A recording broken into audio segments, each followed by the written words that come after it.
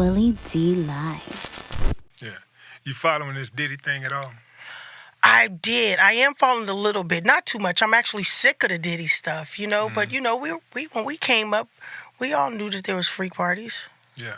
I didn't know to this extent. I mean, I still don't know. Right, not those what type they're of doing. freak parties, though. Right. Well, we heard about those type of freak parties. Yeah, you knew about them. Yeah. You knew about them. Did you not know about them? I knew about them, but Yeah. I never. Let me put it like this. Let me be completely transparent. I've been to some freak parties, Period. right? But those freak parties were on such a level that those were like my freak parties were like elementary. That is like graduate school freak party type thing. What they had going on and what they talking about that they were doing. Like, man. Yeah. Yeah, that's Have men ever came on to you in this industry? hell. If they did, I didn't catch it. Yeah. Because if I had, they would have caught it. Because I hear so many people say, yeah, they're crying out. They got their lawyers sitting behind them, and they're saying, yeah, I was approached, I was mishandled. I'm like, really?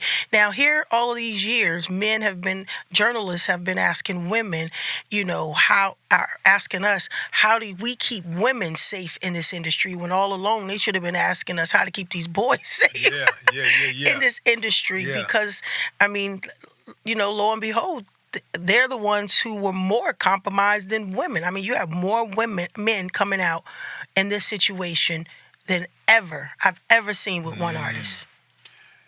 They know they beans from their cornbread. In other words, they know who to try and who not. Yeah. But it's the way you carry yourself.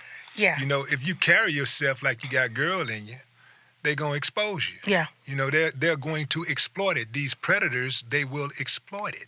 It's just like a woman who sleeps around or a woman who sleeps to get ahead. Sleeps with a guy to get ahead. If a guy gonna try you, dudes that are really casual about it, sometimes you hear dudes say, well, if you comfortable who you are, you know what I'm saying, you comfortable with your manhood, and, you wouldn't take it that far. Nah, nigga, you trying to look for an opening. Mm-hmm. See? Mm-hmm. That's a dude that's trying to look for an opening, trying to put an opening out there. Yeah. That's America has an agenda, though. I mean, sexuality has always been something, but America has an agenda. If you've kept your eyes open, we've seen this. I mean, when has who folks slept with been a big issue? You know what I mean? Until they started dressing the boys in girls' clothing, or there was some who's just grow like that, who loves girl clothes, and that's all cool. We've grew up with cousins and family members that we already knew.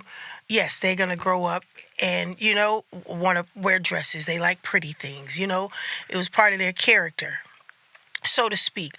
But when you start seeing the department store dolls changing their looks up.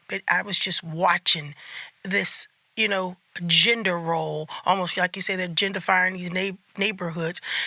They've done the same things with humans because, nothing has really changed.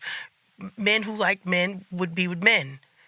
Women who like women. It was not this big, it wasn't so much.